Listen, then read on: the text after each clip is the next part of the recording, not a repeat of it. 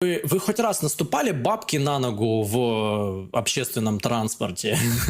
Или попробуйте там ей не уступить, или еще что-нибудь. Бля, вы такое нахуй о себе узнаете, услышите и так далее. Поэтому насчет вот этих всех невоспитанности, да, или попробуйте. Вот у меня такая была тема, я очень часто, когда ходил в универ, там, если мне нужно было в поликлинику за справкой, то я записывался на госуслугах. А прикол в том, что если ты записываешься на госуслугах, то ты проходишь строго в назначенное время, без очередей, без еще какой-то хуйни, потому что все вот эти вот талончики, они идут нахуй. Госуслуги, они более высоко ценятся, госуслуги тащат.